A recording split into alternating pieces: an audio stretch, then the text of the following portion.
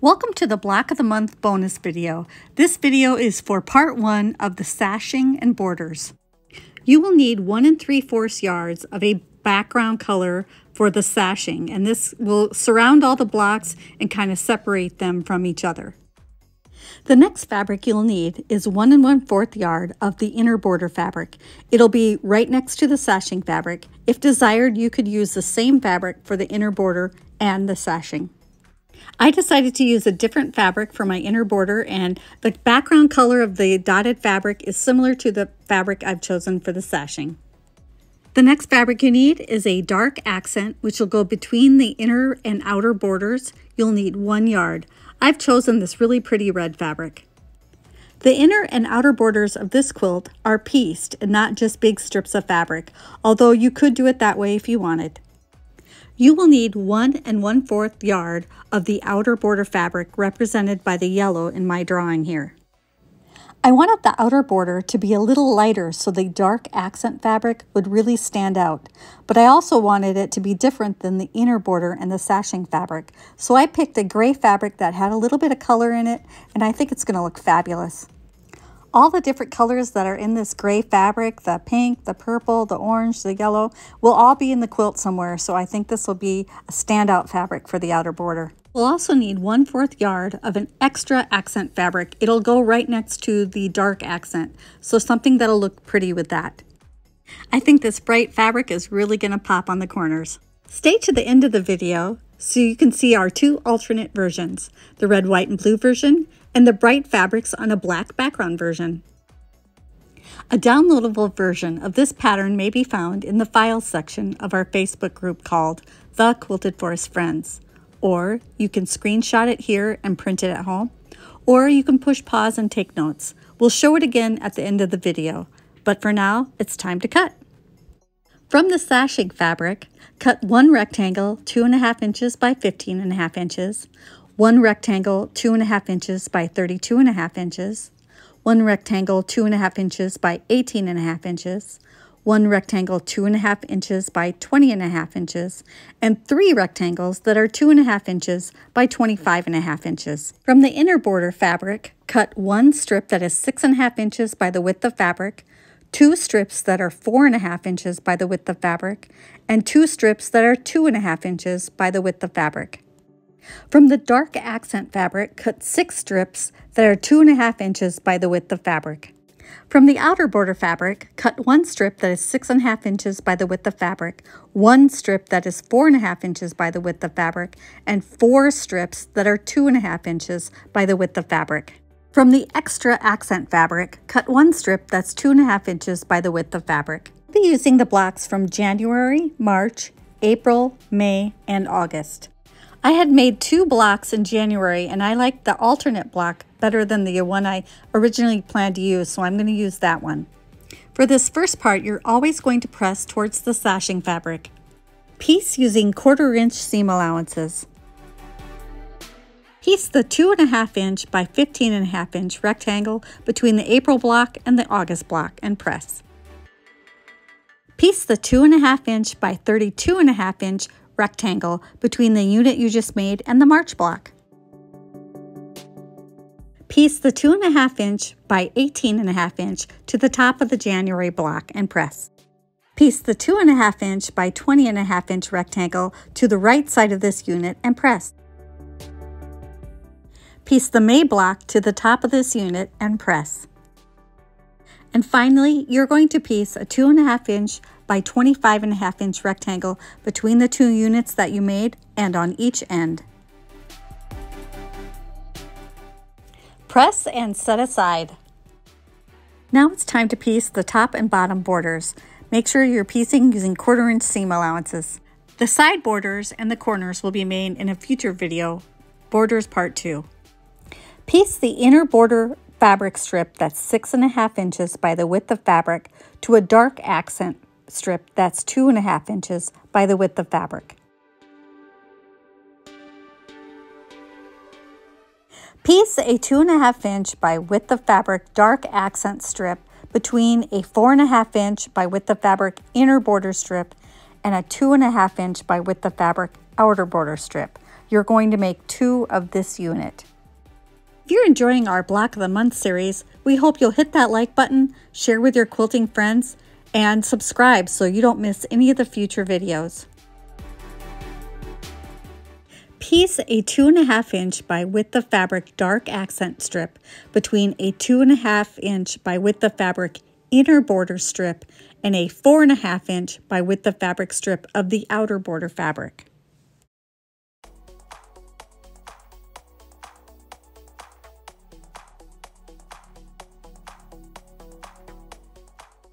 Piece a 2.5 inch by width of fabric dark accent strip to a 6.5 inch by width of fabric outer border strip.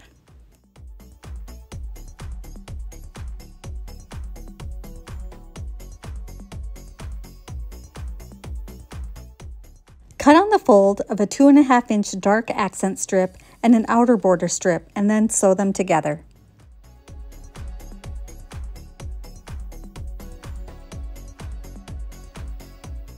Piece a 2.5 inch by width of fabric outer border strip to the extra accent 2.5 inch by width of fabric strip. The Block of the Month Sash and Border Part 2 video will come out in October, so look for that in the future. Cut the inner border strip that's 2.5 inches wide on the fold and sew it to the other half of the dark accent strip you cut earlier. Now that we're done sewing, it's time to press. For each of the strip sets that you have sewn, always press towards the dark accent fabric or the extra accent fabric.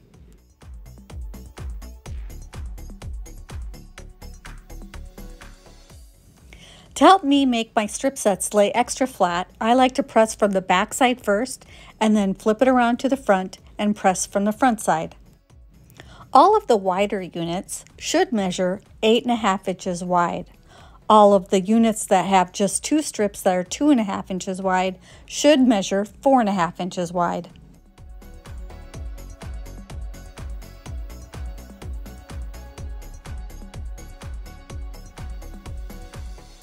Once you're done pressing all of these units, it'll be time to take it over to the cutting table and subcut all of these units into 2.5 inch wide sections.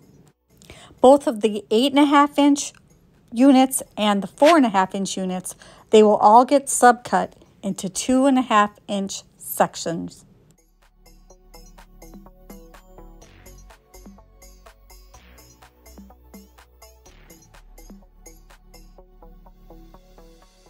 When I'm subcutting units into sections, I will often layer them and put them together, matching up the seams so that I can cut more than one at a time.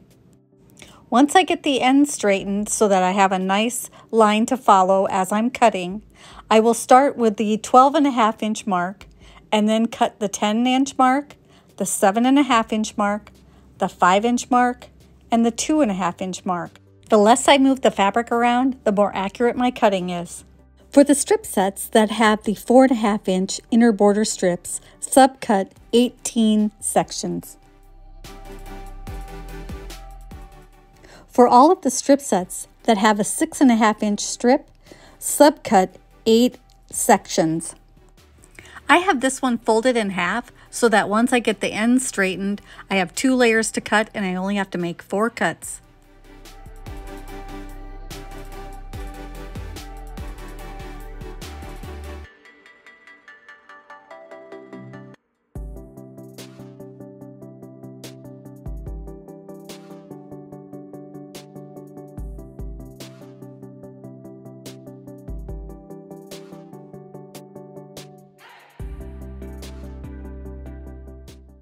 For the half strip sets that are 2 strips wide, cut 4 sections from each set.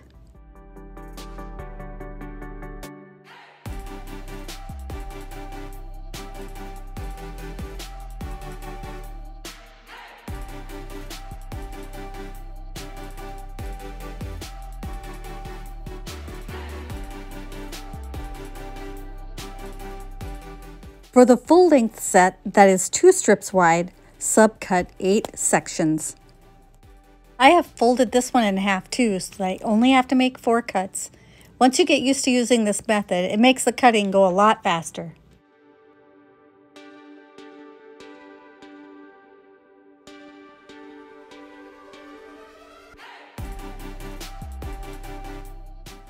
For the strip sets that have the 4.5-inch strips of the outer border fabric, you need to cut 16 sections.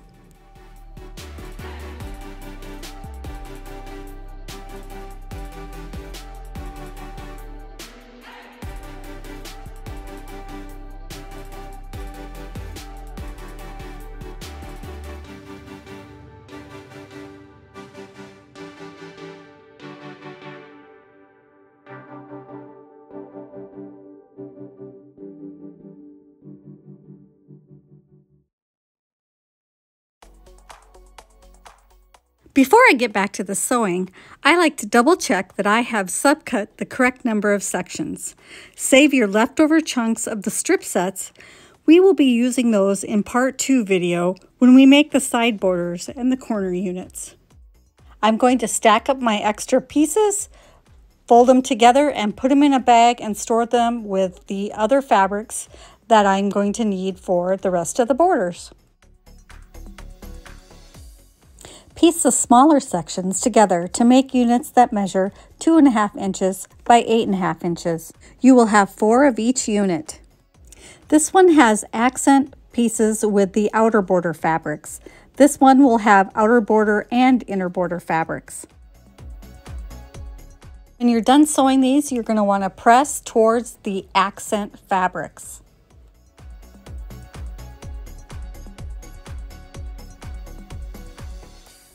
Now we're going to use all of these sections to make 2 border sets.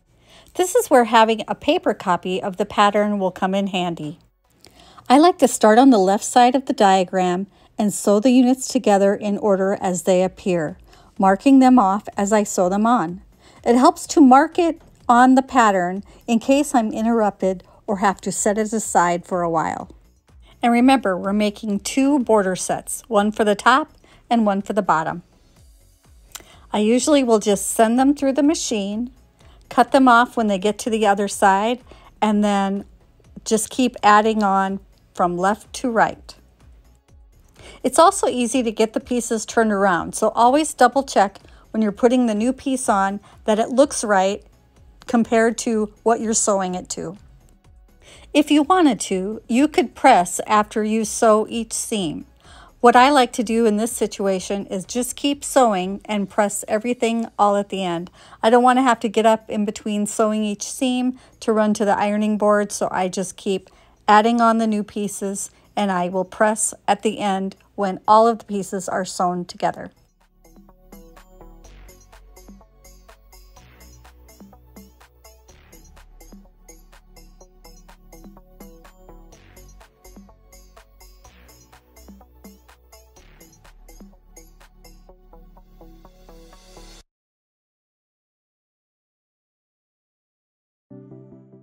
After you get into it about 3 or 4 seams, one thing you can do to make this go a little faster is sew on a piece to the thing and then start doing sets of 2 for your upcoming ones that you need to add on.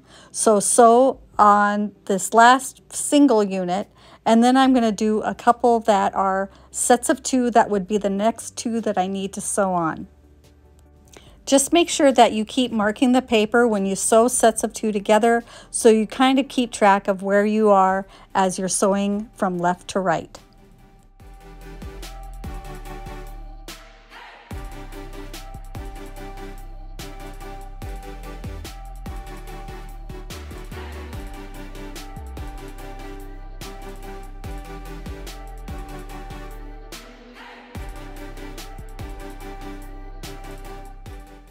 As you add each section on, make sure that you have it turned the right way and that you're sewing it together and it makes sense, so that inner borders are all facing the same way and the outer borders are all on the other side.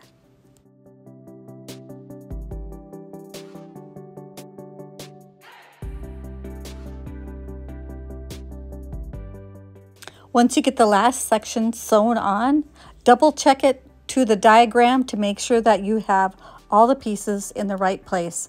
And then it's time to press.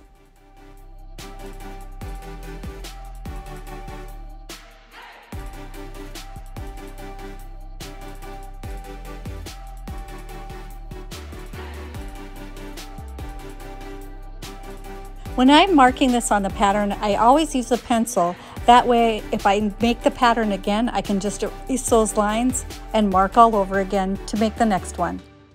Start on one side and press all the seams in one direction. I like to press from the back side first and get all my seams going the same direction, and then I'll flip it over and press it from the front.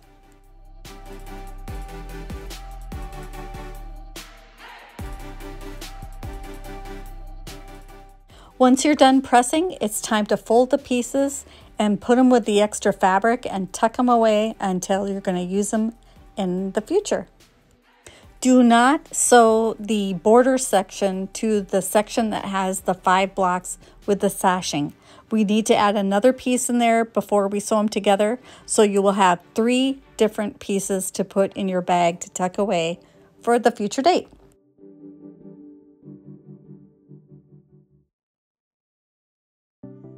So this is how my batik version turned out. I have the border sections, there's 2 of them, and then I have the 5 blocks that are put together with the sashing. For my red, white, and blue version, I'm using a variety of blues for the outer border, a variety of reds for the accent border, and then I am using a variety of whites for the inner border. For my accent fabric that's out in the corner, the extra accent fabric, I also used just more of the same red. So this one will have a scrappier look than the other 2. For my version that is white fabrics on a black background, I'm using a piece of fabric for the inner border and the sashing that is the same. And then my accent fabric is that aqua blue, and then the outer border fabric is a black with a bunch of colors in it. So I think this one is going to be striking. We invite you to hit that like button, share with your quilting friends, leave a comment, and be sure to subscribe so that you can see all of our fun videos we will post in the future about our block of the month. Thanks for watching and happy quilting!